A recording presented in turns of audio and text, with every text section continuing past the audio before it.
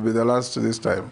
Mr. Speaker, they didn't consult me. Now you've gotten me off guard, but it's okay. Give it to Mukami then. No, I will, Speaker. And ask, in the interest of time, ask one question, get one answer.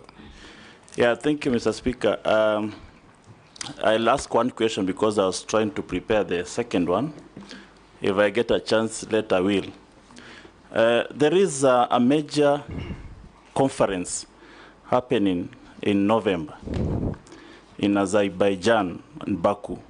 Do you know the conference, the name, the history, and how Kenya can tap into such global climate conferences in the fight for climate change? Thank you, Mr. Speaker. Mr. Speaker, the 29th conference of parties to the UN Framework Convention on Climate Change, UNFCCC, which is known as COP29, will be held in Baku in Azerbaijan between the 11th and 22nd of November this year, inshallah. And Mr. Speaker, on the 11th is the first day for the heads of state and government to have their meeting, and then the next, on the 13th, will be the World Leaders Conference on Climate Change. What are the top priorities that this conference will come up with?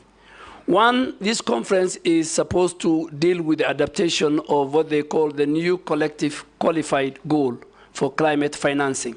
Climate financing has just been a talk show from COP15 in Copenhagen to all the time COP28 in Dubai. So this time we're saying, people are saying we must adapt a proper financing model. The epicenter of climate change and climate adaptation and climate mitigation is around climate financing. So that will be a discussion. That in Copenhagen, which was, I think, COP15, people pledged 100 billion US dollars. Up to now, I think nothing has been given. But for Africa and for Kenya, Mr. Speaker, we are taking the carbon credit issue. This carbon credit issue must be concluded.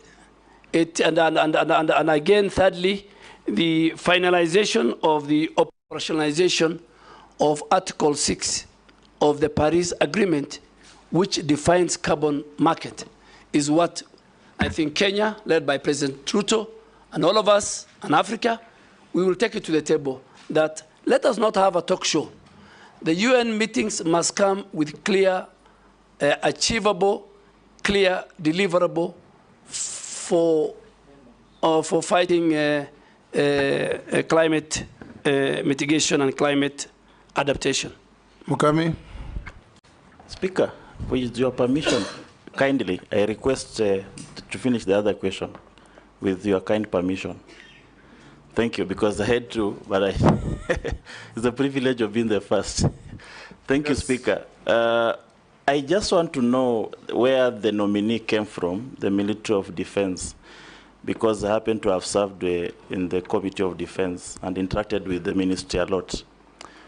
There is something peculiar that happened that I've not seen, where the public officers use defense choppers, military choppers, and the military artillery to move around the country, putting the risk of the defense and of course the officers. In fact, in the public domain, it can be true or not true, which if not true, I will withdraw, is that the military has feared you. You have become more military than the military themselves. Is it true, and why did the military fear you? I don't think the military fear me, but you have put many things. I don't know, you talked about choppers, and then you brought the issue of fear. So are you saying I fear going by military choppers?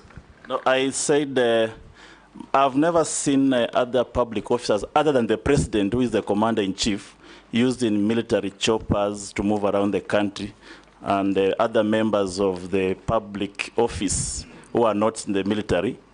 And also, there is a word. Are you talking of civilians? Because military officers are also public officers. Yeah, like like the deputy president, like the ministers. This is something that I've never seen for some time. So I wanted just him to clarify whether also deputy president is allowed to use military choppers, or was it misuse of power in your, because it's something that I've never seen with the previous ministers. Yeah, Mr. Speaker, let me say it because it gave me a lot of bad publicity. But when you serve in a public office, that's part of life. Within the reading and the instruction of the Commander-in-Chief, at the Ministry of Defense, the Commander-in-Chief is the President. The President and the First Lady are the people allowed to use military air assets with a rider. If the Commander-in-Chief allows the Speaker of the National Assembly to be airlifted from Nairobi to Bungoma, that is in order, but with the concurrence of the Commander-in-Chief. I don't know, I don't think the rank and the file and the leadership of the Defense Ministry fear me. Maybe my style. And I'll take the same style to Forest. I'll take the same style. I had the same style in Parliament. We have no evidence that they fear you.